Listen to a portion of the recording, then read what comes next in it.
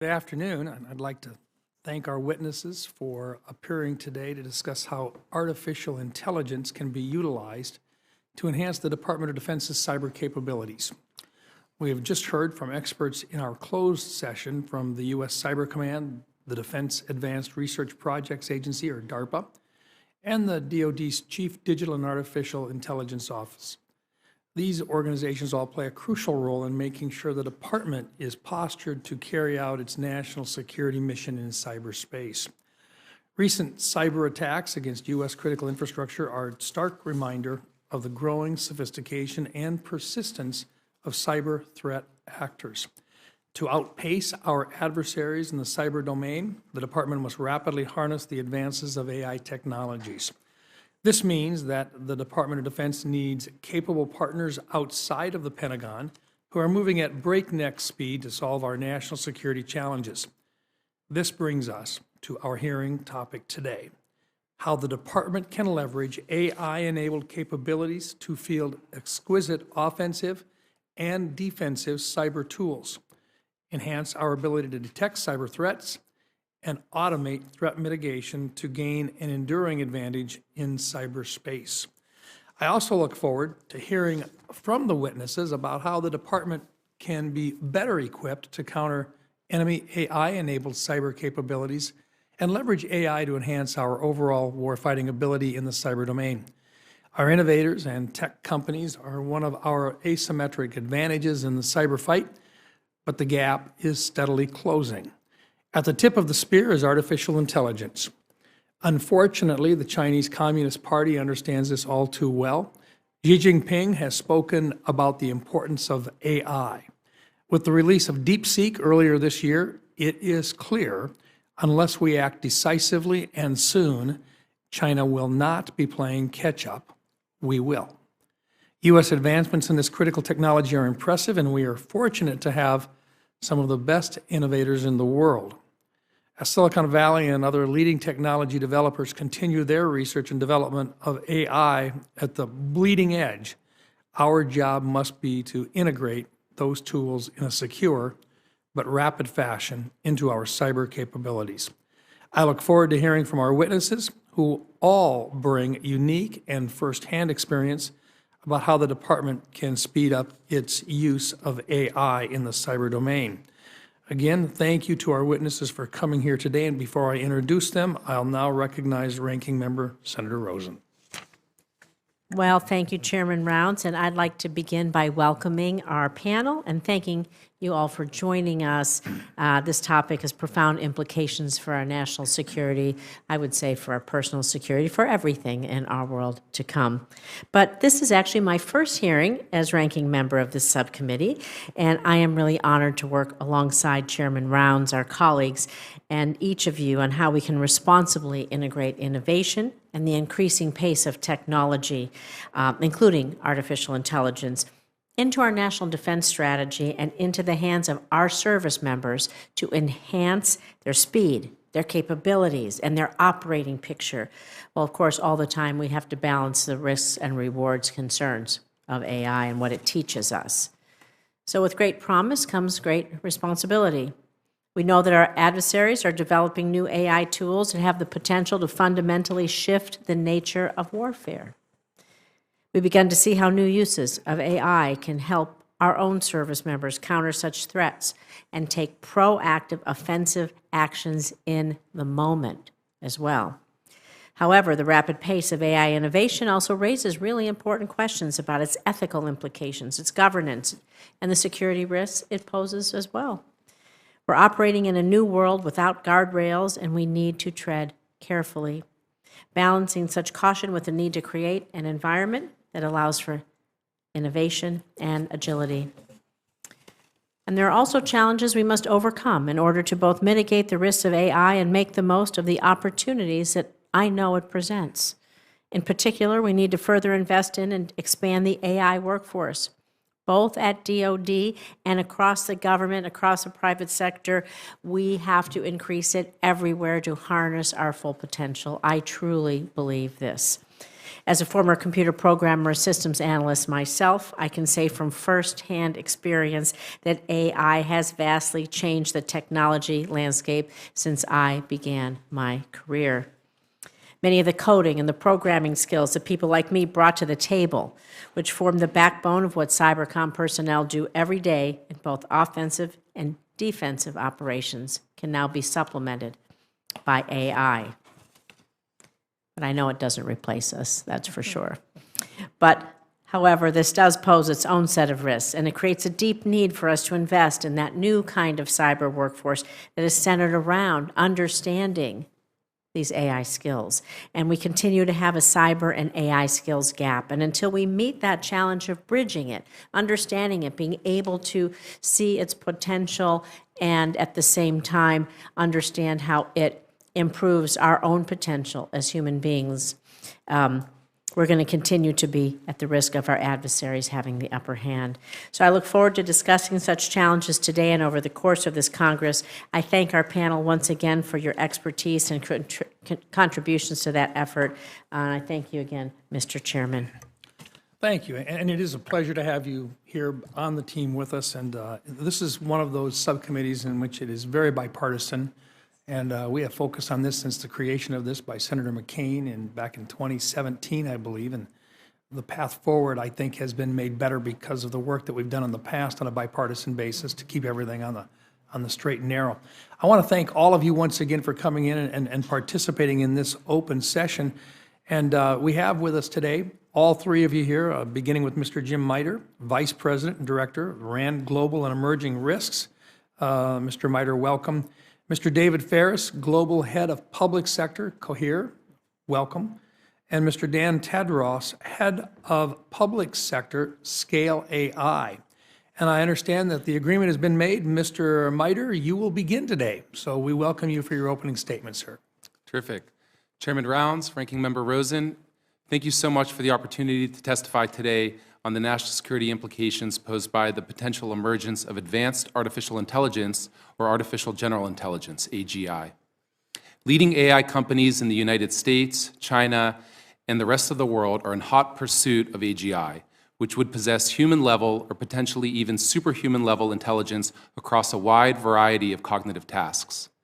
The pace and potential progress of AGI's emergence, as well as the composition of a post-AGI future, are uncertain and hotly debated.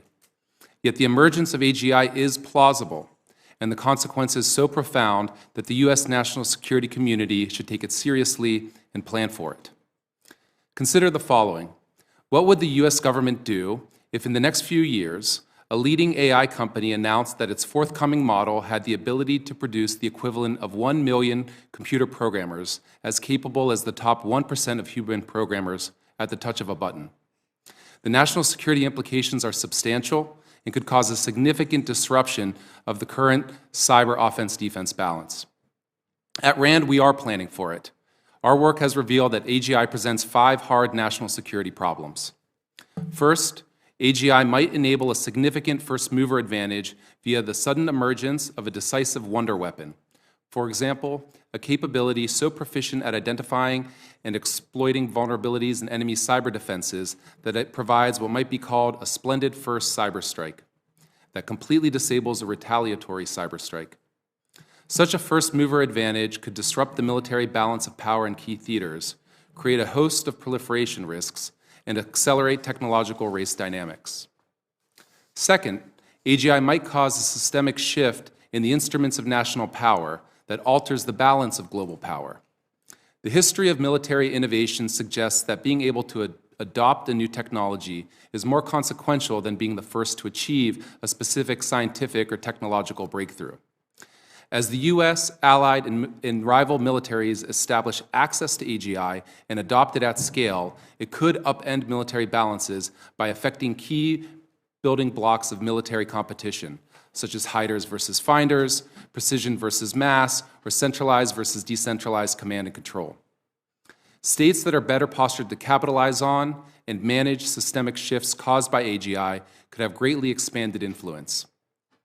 Third, AGI might serve as a malicious mentor that explains and contextualizes the specific steps that non-experts can take to develop dangerous weapons, such as virulent cyber malware, widening the pool of people capable of creating such threats. Fourth, AGI might achieve enough autonomy and behave with enough agency to be considered an independent actor on the global stage. Consider an AGI with advanced computer programming abilities that is able to break out of the box and engage with the world across cyberspace. It could possess agency beyond human control, operate autonomously, and make decisions with far-reaching consequences.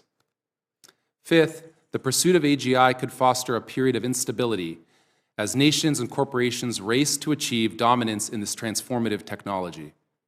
This competition might lead to heightened tensions, reminiscent of the nuclear arms race, such that the quest for superiority risks triggering rather than deterring conflict.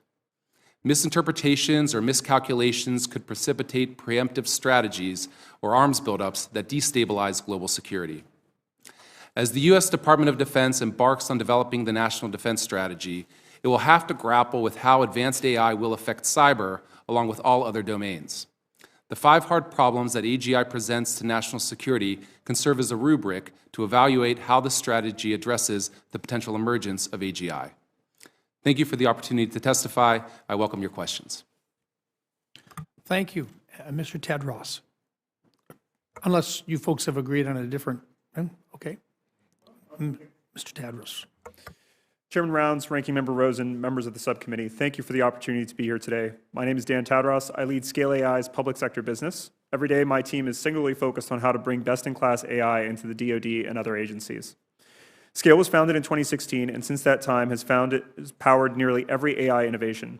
Our role in this critical ecosystem provides us a unique opportunity to understand how to build high-quality AI systems, powered by the world's best data. Our work is deeply personal to me, as I have worked nearly my entire career at the intersection of AI and the government. During my time as an active duty Marine, I had the privilege of helping to stand up the Joint Artificial Intelligence Center, which enabled me to see firsthand the challenges and struggles associated with the DoD's implementation of AI. This hearing comes at a critical time for the future of AI leadership, and before we discuss what the United States must do to win, it's important to analyze where things stand today. AI is made up of 3 main pillars: compute, data, and algorithms. More than 1 year ago, the United States was clearly ahead on all 3. However, today this is no longer the case. Advancements from China have shown that they have closed the gap, and today China is leading on data. We are tied on algorithms, but the United States remains ahead on compute. It is clear that the race is neck and neck. In order to compete more aggressively, the CCP has implemented a whole-of-country approach to accelerating its pursuit of becoming a global standard for AI.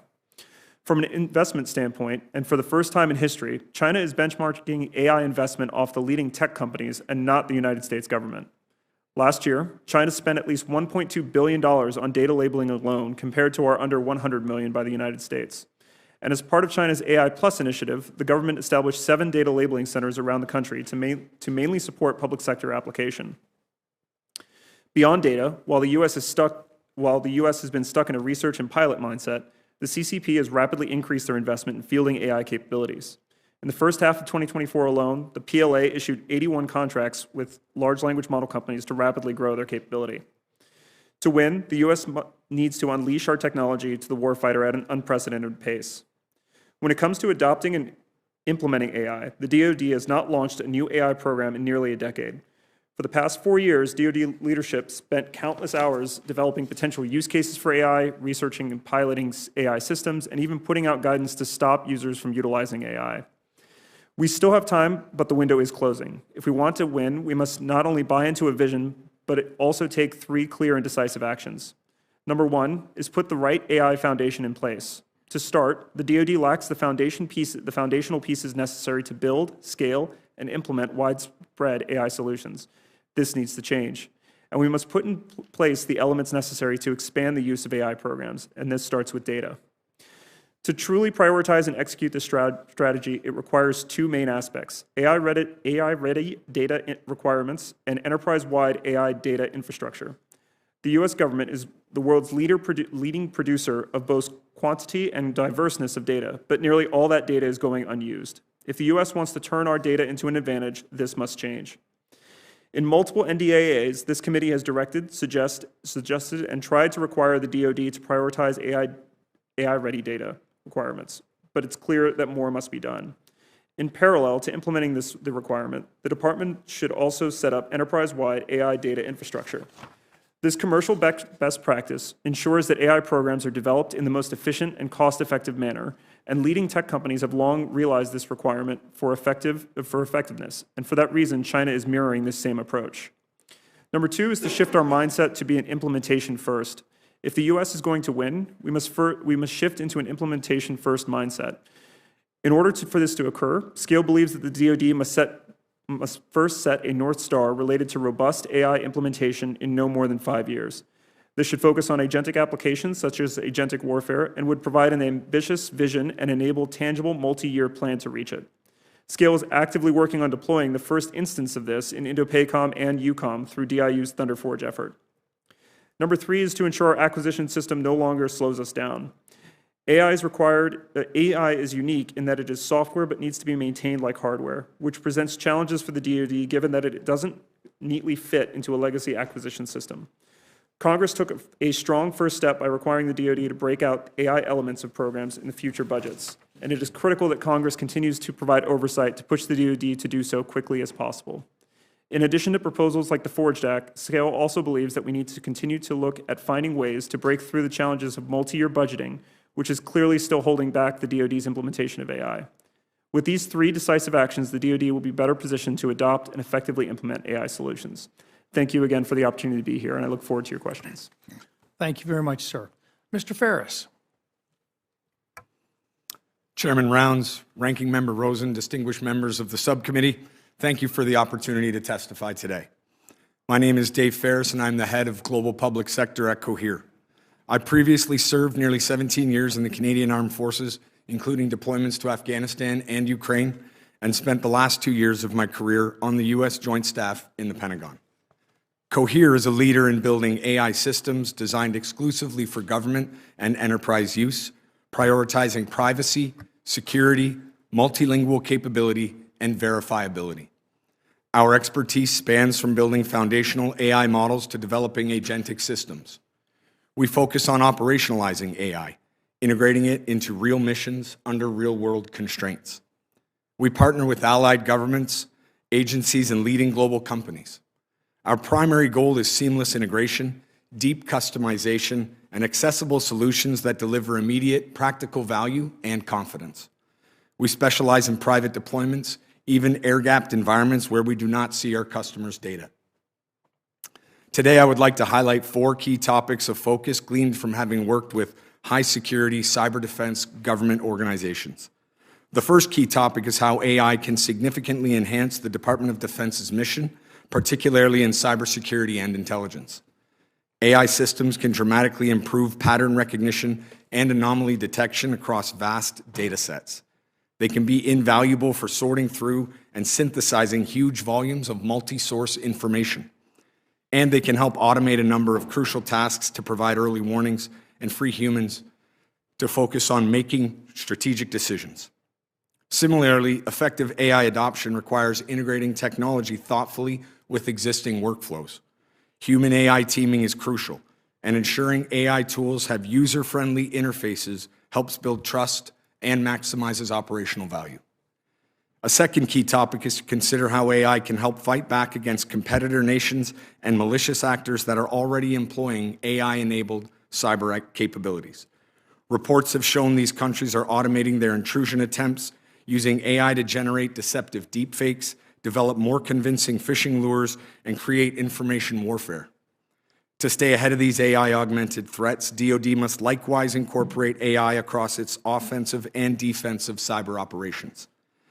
Large language models provide a unique ability beyond traditional rule-based machine learning systems for language understanding and reasoning capabilities that allows for dynamic identification, analysis, and generation of conclusions across a wide range of use cases. The third key topic is to understand how technical considerations are critical to successful AI deployments in defense. Models should be right-sized for their specific mission. Specialized, efficient AI models can often outperform larger general-purpose systems. This enables deployment even on limited hardware, such as edge devices like laptops or classified data centers. Flexible, secure deployment architecture is critical. AI systems must be deployable across multiple secure environments and ensure AI sovereignty. Similarly, ensuring models are hardware agnostic and interoperable so there is no lock-in to one cloud or one chip provider is essential to ensuring supply chain and operational security. Collaborative development through public-private partnerships allows for rapid customization of or creation of new AI models to meet specific operational contexts while protecting sensitive information. The DoD does not need to undertake the costly, time-consuming task of developing every AI model from scratch. The final key point is to highlight that Congress can take immediate action to accelerate responsible AI adoption. Congress should modernize procurement processes to allow innovative AI startups easier entry. Procurement should reward innovation, agility, and performance, not just size or past contracts. New legislation should promote interoperability and open standards to prevent vendor lock-in and enable diverse AI solutions to seamlessly integrate into defense ecosystems. Finally, Congress should support robust internal benchmarking and testing specific to defense applications rather than the use of generic academic benchmarks. This would ensure AI reliability and trustworthiness in critical missions. In conclusion, Cohere is committed to partnering with DoD and Congress, ensuring AI tools are secure, effective, and mission-ready. Thank you, and I look forward to your questions. First of all, thank you to all of you, and I appreciated your opening comments. We'll pass this back and forth a little bit with regard to questions and so forth, but we'll try to get to as many as we can in a short period of time. I wanted to begin, Mr. Mitre, the artificial intelligence is here to stay. It's not going away. You gave us some warning signs out there, but I wanted to hear from you. We can't slow down on the development of AI, or we know that our competitors will clearly outpace us. Give me your rendition of how we do this without losing sight of the facts that there can also be some dangers involved. You've identified a number of the possible dangers, but how are we going to do this and still keep that in mind? Sure, absolutely. That's a great question, and I welcome it, and I wholeheartedly agree that it's in America's interest to stay at the forefront of the development of generative AI and AI technologies more broadly. So the way in which we can address this issue is, first, it's helpful for the U.S. government to really understand what the current state of the technology is and make sure that folks within the government, particularly those that are working in the national security community, really understand what's happening with the technology. Because one of the challenges with this technology is that it's not being developed by government. It's being developed by the private sector. So just understanding what the current state is critical, so there aren't technological surprises that come out that shock people in the national security community. The second thing that government should be doing here is really looking for applications in the national security context. What are the specific use cases that it can be applied? What are potential pathways to a wonder weapon or ways in which it could be highly advantageous in a military competition? That's critical to do. And that means having the AI in an environment where you've got sufficient compute, where you've got the right networks, et cetera, where you can actively experiment with it and get the technology in the hands of the operators to play around with it. The third thing is preparing for contingencies. There's a wide range of possible things that could happen, a loss of control scenario, for example, areas where there is technological surprise and the Chinese get ahead. What would the U.S. government do in such contingencies? We should think that through in advance and have plans ready to address it. Thank you. Mr. Tadross, this works right into some of the comments that you had made, and I want to just, number one, I think it would be a statement we would all agree on, that continuing resolutions are absolutely not the long-term plan that we need if we're going to be able to move forward with the investment in AI that we need, that may very well save a lot of lives in the battlefield. So I would recognize that up front, and I think you were rather suggesting that a little bit in terms of our failure to keep up with the demands of how quickly AI is developing elsewhere. You also said something else, though, and I wanted to touch on two items. Number one, you talked about the fact that we have data which is unused, and I want you to explain that a little bit. And then second of all, feeding into what Mr. Mitre talked about, you talked about agentic warfare, and can you talk a little bit about what that really means for the I mean, we've got a lot of folks out here that this may be their first introduction to the coordination of different applications that are directly involved in warfare versus the application of AI in general. So first of all, data unused, and second of all, agentic warfare. Of course, Senator, and thank you for the question. So in terms of data being unused, the approach that I was kind of looking at there is the aspect that right now an enormous amount of information is being collected day to day. But to take kind of a quote from one of the previous secretaries of the Air Force, we treat data like exhaust as opposed to something that's really critical to use. So as a result, every time that we run an exercise, run a command post exercise in terms of large amounts of chat data is being developed, large amounts of chat data is being traced back and forth, what's happening is at the end of that exercise, all of those hard drives are just being purged or being neglected and goes into storage. So those are instances where the interactions between participants of a staff, for example, should be getting captured, and we should be using that to help develop training data, using it to help develop benchmarks against how these algorithms should operate. And then by doing so, our eventual development of agentic solutions can be more in line with what is required by those end users, which I think then brings us into the idea of like agentic warfare and really what that means. My interpretation of this is what we're trying to do is we're trying to move to a position from humans are the loop to humans on the loop. So right now, if a staff at INDOPACOM or at EUCOM or any other combatant command needs to make a decision, the process at which they do that hasn't really changed since the advent of the Napoleonic staff structure. We take the problem, we divide it up, and then what's required is that the commander at the last minute has to synthesize all of those things together and then make an informed decision. The effort of agentic warfare is to move to the point where much of that low-level staff work can be done by these AI agents through automated methods with humans' oversight and supervision of the process. It's important to maintain some human oversight, like human oversight of the entire process, to ensure that human context, judgment, and the competitive advantage of the U.S. military, which is the fact that we have the most well-trained, well-versed staff and NCOs on the globe. Thank you. And Mr. Ferris, I've got some questions for you as well, but my first 5 minutes is up. We will do a second round, but at this point, I'll come back to Senator Rosen. Thank you. I want to talk a little about guardrails and benchmarks, both. I believe they go hand in hand. And over the last year, discussions between Congress, prior administrations, they've always centered around trying to come up with guardrails to promote responsible AI. You all know what I'm talking about. Nobody wants it to become an unchecked technology. The current administration has raised concerns that guardrails might inhibit innovation. I believe we need both effective guardrails and benchmarks, because the benchmarks, just as if your child goes to school, they're the test to show if they're learning and going in the direction that you're maybe expecting them to go. That's what's going to keep that circle in check. So I'm going to have questions for all three of you, but I'll start, they're similar, but I'm going to start with you, Mr. Mitre. How should we develop guidelines or the guardrails and benchmarks in ways that mitigate risk without stifling innovation? And I might also add, I'm actually going to ask all three of you this, how do we develop, for those of us sitting in this seat, with all of you, a common policy language that is both nimble but provides the availability for us to do effective oversight? I'll start with you. Thank you, Senator. So I wholeheartedly agree that it's important for us to understand what these models are capable of doing, right? They're developed and they're released into the world with no user manual. It's not entirely clear what applications they'll be able to perform or how capable they'll be at doing that. So benchmarks are crucial.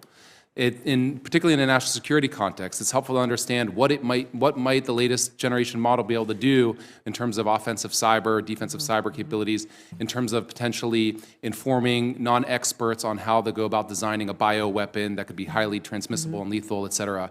So the real focus that is warranted is on developing benchmarks to really just evaluate and understand what the risks are. Separate question in terms of what should government do about those risks if they emerge, and should regulations or something along those lines be appropriate. In that regard, I defer to government for specific thoughts on that. What we're trying to do is just understand at first pass what are some of the risks here and make sure that people are well informed on that point. Thank you. And I'm going to just go down, Mr. Tadross, the same thing. Developing the guardrails, the benchmarks tells us one thing, the guardrails tell us another. I guess I'll make it all the same question. We are going to struggle. We have to put this down in some way on paper that allows us to be nimble and provide that ability to do the oversight we need to. And so if you have thoughts about how we develop this common language that we can all speak from or start from, I think is really critical. So, Absolutely. So the way that our company kind of looks at this, at least as it relates to guardrails in the implementation of AI in the Department of Defense, is to really look at it from a perspective of people, process, and technology. And that while the technology needs to have guardrails by itself in terms of like its responses, when it will trigger a refusal or when it may not, there still needs to be the other two portions of this triangle. So people need to be trained on how to best leverage the capability, and then the process needs to be adapted, because if we just bolt AI onto an existing process, then the advantages are somewhat lost. So the doctrine and training of the individuals needs to adapt at the same time as the technology is fielded. And this goes back to my position about implementation. The only way to do this is to experiment in low-risk environments and to iterate very quickly. Short of that, I'm afraid that the concern about trying to write out the full answer at the beginning of the test is probably unlikely. So you need to be able to learn from doing and be able to build off of that. As it relates to benchmarks, this is an area where our company has done quite a bit of interesting work. So we have a paper that we've published showing that most of these large language models and AI systems will essentially cheat off of existing benchmarks. They've seen them, they understand the rules of the test, and as a result, they will score abnormally high. The approach that we've taken in partnership with organizations like CSIS and the CDAO is to build custom benchmarks that are focused on the domain in which it actually matters to test. So we've built these custom benchmarks. The algorithms have never seen them. They've never been incorporated in their training data. And as a result, you can have a little bit more faith in the performance of those algorithms. thank you. Mr. Ferris. Thank you, Senator. I echo the sentiment of my colleague on the panel here. I think public benchmarks can often be gamed. I'll start from the perspective of benchmarks, Yes. because I think it's relevant to what my colleague was saying. They don't typically show the performance in real-world context. So we would, Is using the word audit then a better word than benchmark for well, our? no, I think we would say creating custom benchmarks. It's like right-sizing your model. Yeah, exactly. Okay. And to kind of take that down one step further, we work very closely with our customers from Yeah. beginning to end in order to ensure that we're right-sizing that model, developing the benchmarks, but that also includes some human evaluations, because that human-AI interface is obviously imperative as we're moving down this. And with respect to guardrails and there's this healthy tension between accountability and agility, I would say, in this environment. And so right now, we obviously would suggest that we want to lean into the agility. We want to take an adoption mindset, but can't, sacrifice really the security, reliability, and verifiability. So, ensuring that you have clear visualization into the data lineage, ensuring that you have a good understanding of how those safety measures have been built into the model during its development and deployment, I think is imperative. Well, I think because you say you want to lean into, which is, oops, I'm gone over my time, I'm sorry, can I finish the thought? Lean into the agility, but if you don't keep someone else in the loop, people's lives are on the line, and it's still a computer just analyzing data. And so at that execution point, you have to consider leaning into agility, but at what execution points do we allow for a better decision? And I'll let it go to maybe that's a philosophical question. Well, look here, and I'm going to lead into this a little bit too, and I'm going to start with Mr. Ferris. We talked about right-sizing systems and kind of along the same line here.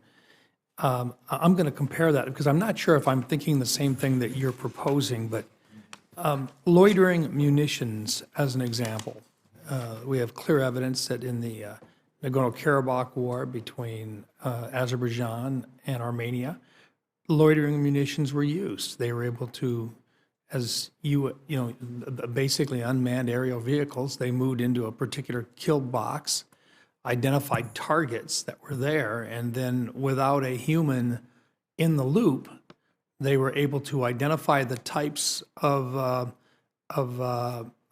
systems that were there, whether it was a tank and an armored personnel carrier, a command center, a radar station, aircraft, and so forth. But because they had that capability, they could then choose which weapon system based upon which drone was there in the area and at an appropriate time attack each of them. Is that the type of, can you talk about, is that what you mean when you say right sizing in terms of having the capability for that particular mission set? Or share with me what you mean by that. Yeah, thank you, Senator. In that context, I think when we talk about right-sizing the model, we're talking about making sure we're bringing the appropriate solution to the use case. So to use your example, we would be looking at how the models are used to analyze all of those multi-source information, all that multi-source information that's coming into the system, and from various sources, but also potentially from different sensors and systems. I think what's important is that we would suggest that by analyzing, using artificial intelligence to analyze all of that data, it allows you to elevate the level at which a human can make that decision. We would still suggest that the human-AI interface is important, and that should be maintained during these types of operations. But really what AI allows you to do is to elevate that decision and make it at a closer to the to when it needs to be taken potentially. You're following right into what my next question was going to be, and that is with regard to, and I'm going to run this all the way down the line again, but I want to talk a little bit about humans in the loop, humans on the loop, and humans over the loop, and defining each of them, if you would, in terms of where we're at today and where we're going to be tomorrow. And I'm going to talk about it in both offensive and defensive capabilities. And the example that I would use, if you could build upon, is we have systems right now that for defensive capabilities, we arm them. But once they've been armed, they can automate to protect our platforms. And that means if you have incoming missiles, particularly if you're talking, less than a minute to respond, to be able to identify a missile incoming, such as what we've seen in the Red Sea region with regard to Houthis attacking our systems, but to be able to identify it, identify the type of weapon system necessary to take it out, and then to be able to execute, and then to have backups along with it. How far along are we, and what will AI do with regard to having that whether there's a human directly in the loop of making that decision, or on the loop having armed it, or over the top of the loop not engaged at all? I'd like your thoughts. Then I'm going to ask our other two members here as well for their thoughts. Yeah, thank you, Senator. So obviously, I would say that currently we have, we're supporting or we're seeing AI deployed in an environment with humans in the loop, as you described, and on the loop, where there's some oversight. But certainly, I don't think we're yet at that over the loop where they're elevated outside of the analysis and execution of the mission set, if you will. But certainly, as agentic AI becomes more advanced and the models improve and become more precise and relevant, which is happening at an incredible pace, I would say we'd be able to see some of that. But again, our position at Cohere would be that we would develop, because we deploy models with our customers in their environments. We would suggest that integration on the front end with the customer and with our partners, having that partnership in development, deployment, and then ultimately the decisions in how those guardrails are put in place. I think that's important on the front end of really understanding where in that loop it's necessary to have the human placed. Mr. Tadross? Yes, sir. So the way that I would kind of look at this is for human in the loop. What you're sacrificing is speed over the oversight required to ensure that you're rendering it. In those cases, I think in, on, or over the loop, it really comes down to the use case and the speed at which you have to make the decision. So if the use case is such in a defensive manner, similar to like a CWIS or an Aegis cruiser, which if certain triggers are hit, you default to the machine's knowledge because the speed at which things are changing is so great that you can no longer support the decision-making process. I think what it comes down to that's a heuristic-based system where it's like very clear triggers. To be able to implement that same type of approach with AI would require a certain amount of evaluation of those systems. So going back to the benchmarking question from earlier, it would also require having a data infrastructure layer in place to be able to retrain those models effectively when the environment changes significantly. And as a result of doing that, you can ensure that this rapid iteration of retraining and test and evaluation can occur that would still provide the commander the opportunity to make that informed decision about if the staff needs to be in, on, or over the loop. Thank you. Mr. Mitre? And I apologize, am I saying your name correctly? Is it Mitre? Mitre. Mitre. Yeah, Mitre's fine too, though. We get it all the time. Not a problem. Thank you. Yeah, no worries, Senator. On this point, I think fundamentally what the Department of Defense is looking for are weapon systems and military systems more broadly that are effective. And so the question is, what is effective in a particular use case, in a particular context? Now, certainly as the technology progresses, there are more opportunities to use it in different ways, and along with that can come greater dependence on the technology. And with greater dependence, you potentially open up new vulnerabilities and new risks associated with that. So it's incredibly important to understand what are ways in which it could go sideways. What are some of the vulnerabilities there when you're integrating it in a broader weapon system, where it might act in ways that are inconsistent with human intentions? And do you have the right safeguards put in place to guard against those cases? Are there kill switches that might be necessary? Are there ways in which you're dealing with a model that's breaking out of the box and engaging more with the cyber world? Are you able to cut it off from certain applications if you need to? I think it's helpful for the department to think through the wide range of potential applications here, and then make sure that it's thought through how you ensure effectiveness despite different ways in which the model could react in a particular context. Thank you. Senator Rosen. I want to talk about energy limitations, but I'm not going to ask this as a question. I'm just going to make this as a general statement philosophically. Because if we move to no humans in the loop, why not just create a grand video game and save lives? Because at the end of the day, if it's the AI making the choice, there's still people on the ground, all of us, not just men and women in the military, but the rest of us that live in the world that the computer may or may not really care too much about. So it's a bigger philosophical question as we move forward, not expecting it to be answered here, but in a way, we have to be sure that we think about that, because for every action that these computers might take to each other, theirs versus ours, the fallout happens to us living here on Earth. That's all I'm going to say. But we've got to speak about living here on Earth. We got AI energy limitations. We have a lot of data centers in Nevada. Let me tell you, there's an increasing demand for energy. They just gobble it up. And it's a hardware problem, software problem, and it's largely based, of course, on the current architectures that we have. Like I said, Nevada's dry weather and our vast open spaces, we have really become a national leader in data storage centers. Our companies are constantly innovating, but we know that the growing use of all this is going to create great energy burdens on our commercial, our government data centers. And so I guess we'll go this way. We'll start with Mr. Ferris. How do we address this challenge? Do you see it as a barrier to more widespread DoD and government adoption? And what research, what should we be investing in to try to maybe reduce that that great energy suck, as it will? It's going to take everything it can, right?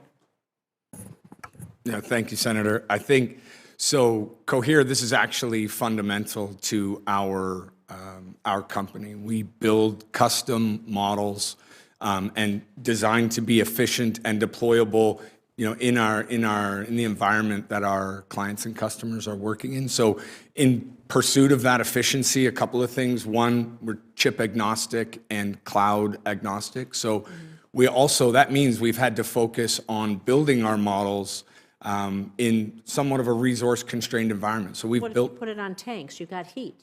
You have to be sure that they adapt in heat environments and they're going to generate energy, right? Absolutely, Senator. But we've built some of these models to be deployed on as small as 2 GPUs, or even, we're pushing towards edge deployments in laptops. So being able to bring down that energy cost, but also the infrastructure as a whole, and then even it has implications, broadly speaking, into the supply chain as well. Thermodynamics, thank you. What can we do about all the energy we need to do all of this and then make it portable? Yes, ma'am. So the way that I kind of look at this is as these technologies start to be fielded, there's always an interest in the Department of Defense in order to be able to operate in a disconnected environment. So what that requirement's going to come along with is fine-tuned smaller models that can interact together, which is similar to the approach that we're taking with INDOPACOM and EUCOM for agentic warfare. So what this really results in is a lower power requirement, because back at home station, while we've been doing the development and training, we're able to tune these models using very specific data sets, so that individual models are very good at a specific thing. They've been tested and evaluated, and then the interaction between those models is what can be fielded at the edge. So that minimizes the energy requirements as these things begin to get fielded and proliferated. Thank you. Mr. Mitre? The only thing I'll add is that it's important to think about the entire tech stack to include power, not just the data layer and compute layer and in the models itself and certain applications. So you're right to think holistically, the power is a big part of that. And certainly there are ways to find smaller, more efficient models that you could deploy abroad along the lines of what the other panelists said. And it's worth the department looking at that aggressively. Thank you. Same question for all of you now. You all approached your work with the Department of Defense probably in different ways, but my question is what can the Department of Defense do with regard to either policy, acquisition policies, the way that they treat contractors? What can they do to enhance their ability to take advantage of the private sector's capabilities that they're not doing today? Mr. Ferris? Thank you, Senator. The first thing we'd say is, we believe that the department needs to have an adoption mindset. We've seen a really good shift, the software acquisition pathway and the use of other transaction authorities from an acquisition perspective. There's some really great strides in acquisition. I would offer using existing mechanisms. I'm an advocate for the simple acquisition threshold being, either a provision similar to what we have currently. The simple acquisition threshold is $250,000 for, a contracting officer can buy anything under that without a competitive process. There's a provision for contingency operations or cyber defense and CBRN defense where that simple acquisition threshold is raised because of urgent operational requirements. And I think similarly, we could have an approach in procurement where for artificial intelligence, urgent operational requirements, perhaps the simple acquisition threshold could be, a provision for that. And what that would do is it would shift the burden away from, the DIUs and DARPAs and organizations like that are well-versed in using OTAs and allow contracting officers and project managers at much lower levels in the department to execute and acquire these types of capabilities. Mr. Tadross? Thank you, Senator. So when I think about making it easier to acquire this technology, I tend to actually go back to the AI infrastructure standpoint. The reason for that is it actually opens the barrier, it reduces the barrier of entry of companies to come in. If they're able to operate off of a central data repository, then that company's pathway to being able to create relevant technology for the Department of Defense is considerably easier than one of the legacies that have been in that space for a while and may have troves of data that they've saved over 20 years of conflict. Thank you. Mr. Mitre? I agree with the panelists on everything that relates to narrow AI or AI that exists today. What I think is principally lacking from the department's approach to the issue is anticipating where AI might be in a couple of years' time and really working closely with the technologists that are at the forefront of developing generative AI and frontier AI models to get their head around what that world might look like. So there's a lot of attention rightfully put towards maintaining our lead in the development of technology itself, to better promote its development, to better protect our lead through export controls and AI security and things of that nature. But how well does the department really understand what capabilities it may unearth in the next 2, 3, 4, 5 years? I don't know. And what that means for the future character of warfare. That's crucially important, especially as the department now embarks on developing a new defense strategy. One last question for all of you, and you don't have to spend a lot of time on this, but is there a place somewhere, a safe space, so to speak, where industry and DoD can actually interface and ask questions of one another, offer ideas, offer products and so forth that is ongoing, or is it a case-by-case basis? In other words, if industry has a particular product that they think would be great in its application within DoD, do they know where to go to get it? And DoD, on the other hand, do they have a place where they can go and ask the questions about what do you have that can help us fix this problem? Does that exist today? Don't everybody speak at once. Not in a structured and systematic way, right? I think it happens in ad hoc cases here and there, but not in a coherent approach to really have a tight public-private partnership, if you will, to really understand where are we in the development of AI technologies relative to key competitors, like the Chinese in particular.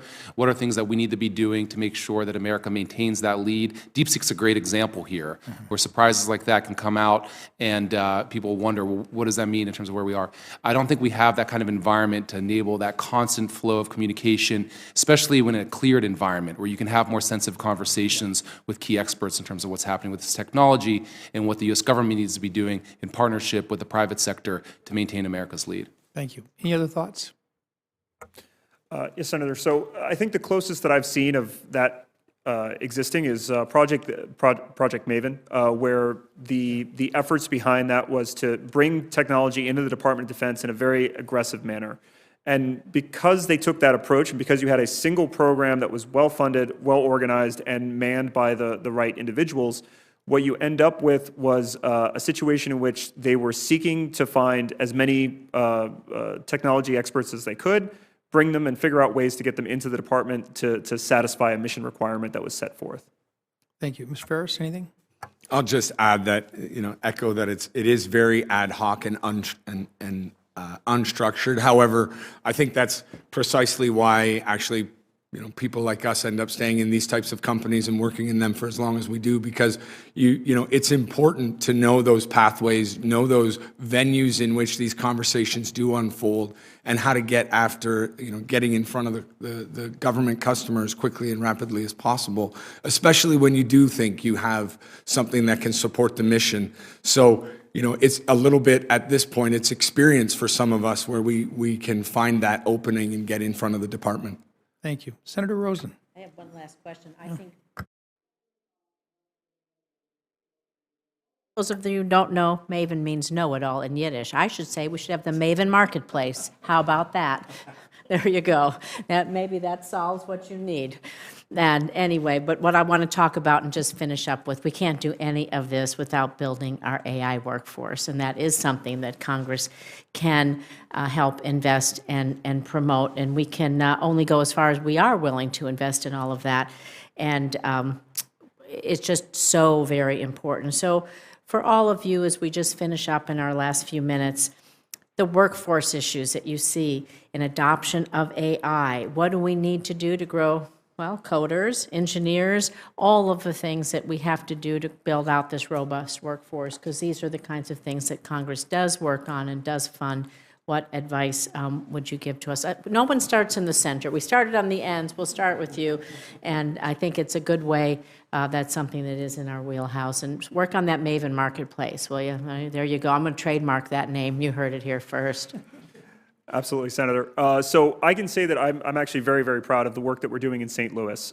So in this case, what we're doing is we're taking individuals that would normally not participate in the national defense and give them an opportunity to support data development and AI development in the St. Louis community.